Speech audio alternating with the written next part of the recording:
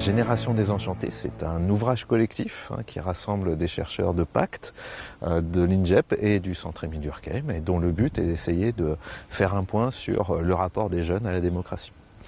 Et en fait, très souvent, trop souvent, quand on parle jeunesse, on voit d'abord la jeunesse comme étant un ensemble, ce qui n'est pas forcément vrai. Et puis, on pense que la jeunesse, c'est plus un problème qu'une solution.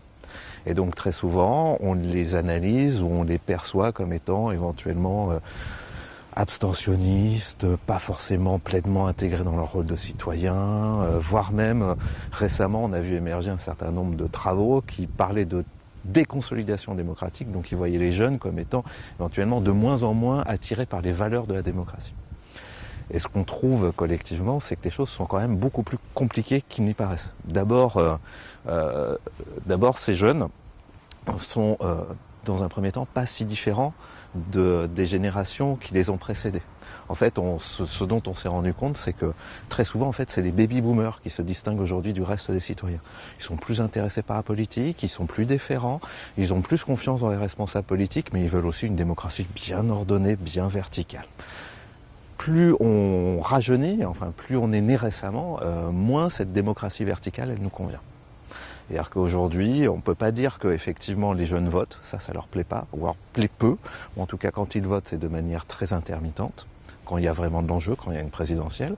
Mais s'ils participent, ça peut être très souvent par d'autres moyens d'action. Désormais, la manifestation, la pétition, le boycott, etc., etc. Leur rapport à la politique est lui-même un rapport qui est désenchanté, notamment face aux acteurs politiques. C'est-à-dire que de moins en moins, ils se sentent proches d'un parti, ils sont de moins en moins dans la logique de « je vais suivre un leader, c'est ce leader qui décidera à ma place ». Non, ça marche plus. Très souvent, on les voit aussi comme étant centrés sur eux-mêmes. Et ça, des travaux, notamment ceux de Frédéric Gontier, ont montré que finalement, ils sont beaucoup plus altruistes qu'on ne le pense. Ils sont également plus en demande de redistribution. Ça, Camille Bedoc et Frédéric Gontier le montrent. Il y a des différences entre ces jeunes. Il y a des différences entre les jeunes des villes, les jeunes des champs, les jeunes en études et ceux qui désormais se retrouvent au chômage, qui sont très très différents du reste de la population. On voit qu'il y a des tensions internes dans ces jeunesses et il faut bien parler de jeunesse. Effectivement, on sent bien qu'il y a encore une jeunesse très connectée, très insérée, qui ressemble aux citoyens plus âgés. Puis il y en a d'autres qui, justement, parce qu'ils sont défiants, préfèrent rester en dehors du jeu politique traditionnel, pas de la politique, mais du jeu politique traditionnel.